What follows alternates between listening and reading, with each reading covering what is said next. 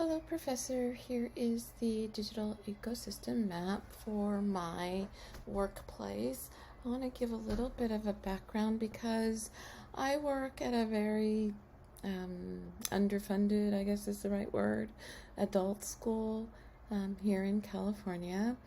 And we do not have an LMS through our district. So I've had to use free site available through Blackboard, but that's going to be discontinued this year. So that's just a little bit of the background, which is why my digital ecosystem is a little sparse, but here goes. So the tools that are used are an LMS, a free LMS, whether it will be Blackboard in the future or the free version of Canvas. We have an LMS that's used.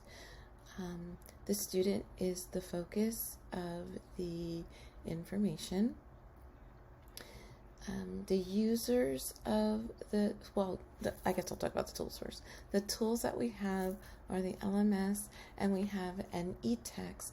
I also have a hard-bound hard copy book that is required, but I use the e-text for additional information and activities for the students.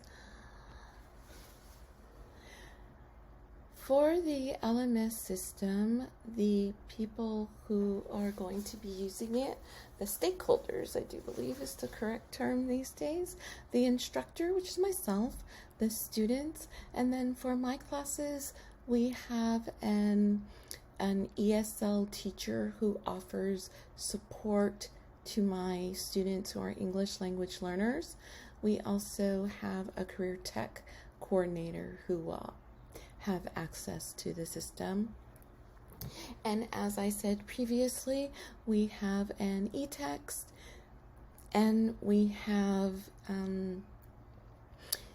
the stakeholders using that will be the instructor, the students, and the ESL support instructor. And how and who's responsible?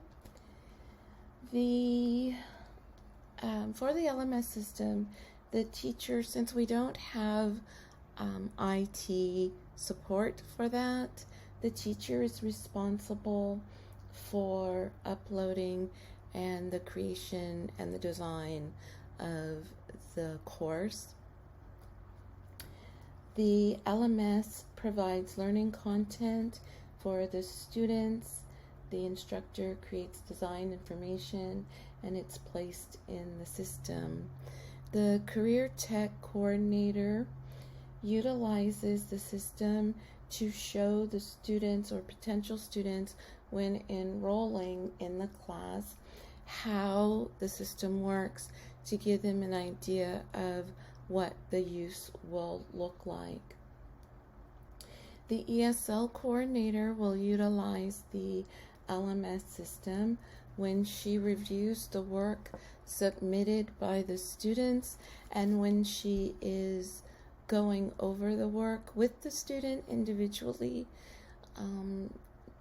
to improve their grammar or their use of language, anything related to how they're using the language, what they missed as far as definitions or terms they didn't understand and they put in the wrong information, then she will help clarify that for them. So she gives them academic support. And then for the e-text, the instructor will assign additional reading, and there's also, I use OpenStax, so there's also videos that are incorporated in some of the additional readings. It's just a nice additional tool for the students to have, that e-text. And it's available, as I said, from openstax.org, and we're using the Anatomy and Physiology book. I use the free anatomy and physiology book available from OpenStax as an additional resource, and the books are made available by Rice or via Rice University. The LMS that we are choosing to use is free, and so it's effective. We don't have our district doesn't have a contract with any of the LMS systems, so teachers are left to their own devices. I know during the pandemic, many of the teachers used Google Classroom. Doesn't exactly work for what I do, so that's why I had to find a free LMS site. The connections between the LMS and the OpenStax is that I will place the assignment in the I will place the OpenStax reading in an assignment, and also have the students do whatever review happens to be in the OpenStax as well. As I said, the OpenStax contains review, and it contains videos for the students to watch, questions that the students can answer to reinforce their learning from their book or from the additional reading that they had to do in the OpenStax. I think that answers all of the questions that are required. I'll do a little type up per your request, and then I will somehow figure out how to upload this into Blackboard so you can see it. I know how to upload the Loom, but I'm not quite sure how to upload the other. Okay, thank you so much. Bye-bye.